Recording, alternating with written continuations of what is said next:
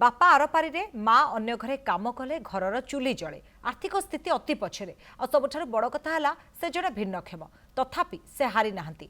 गतकाली प्रकाशित मैट्रिक परीक्षा फल A1 ग्रेड रे 90% अर्थात 540 मार्क रखी उत्तीर्ण होइछथि। केमिति थिला तांका पाठपढ़ा और भविष्यतर लक्ष्य कौन ए विषय को नहीं कृति भिन्नक्षम छात्र संतोष बेहरा आलोचना करिसेंति आम ब्रह्मपुर प्रतिनिधि प्रदीप्त परीक्षा। विधिर विधान लगी से भिन्नक्षम एपटे बापा चौंड माँ अन्य घरे काम कले घरे चुली जले एभली क्षेत्र में से परिश्रम करी गतकाली प्रकाश पाइथिबा मैट्रिक परीक्षा रे 90% मार्क से उत्तीर्ण होइचंती। से होचंती संतोष कुमार। तांको सहित आलोचना करिया से केमिति करुथले परिश्रम आउ केमिति उत्तीर्ण होइचंती। अच्छा संतोष, आपनको कनक न्यूज को स्वागत करिवा।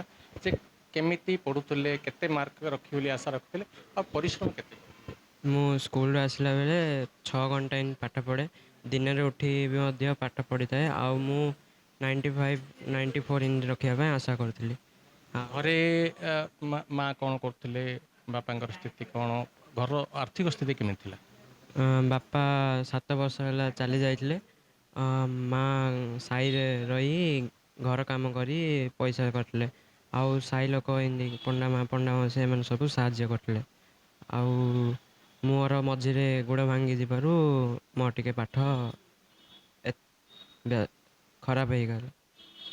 जो पढ़ापढ़ी करते बहीपत्र होगा किसी आवश्यक स्थले केमिति करते माने पाठ पढ़िया केते साहाय्य मतलब? मु जहाँ भी बही पढ़े जो मेन थाए से अंडरलाइन करता है। आउ अधिकांश बही पढ़ी थाए। आ गुरुमा जी को जहाँ डाउट थाए ता पचारि थाए। भाभी केते मार्क आशा रखिथिलो आ केते मार्क आसी? 94 आशा रखी किंतु 90 आसी 540। भविष्य रे कौन आशा रखछंदी? भविष्य रे यूपीएससी एग्जाम दे आईएएस बा जिलापाल होगा इच्छा प्रकाश कर। जो सफलता पाइचंती आर श्रेय क्या देवे? मु आमर मम्मी आ बड़ गुरुजी बड़ गुरुमा आ सब गुरुजी गुरुमा मो साई लोक पंडा माँ सीमा मो आ पंडा मासी गौरी नानी एम सब धन्यवाद। निश्चित भाव संतोष माँ अच्छा संतोष माँ को पचारा जे आपणकर परिवार गोटे झड़ भाया जेहेतु संतोष बापा ना आप एका लोक केमिति पढ़ाई सहयोग?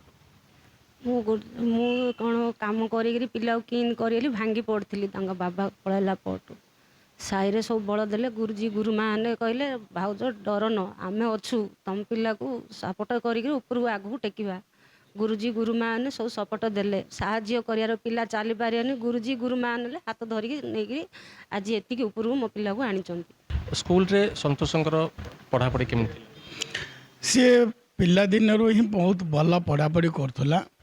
जेहेतु दिव्यांग थिले मध्य तार मनोबल बड़ दृढ़ थिला, इच्छा शक्ति मध्य प्रबल थिला, जहाँ फल कि से प्रत्येकटी समय बड़ श्रृंखलित सहित आ बहुत परिश्रम करी से आगो को आसी पारथुला।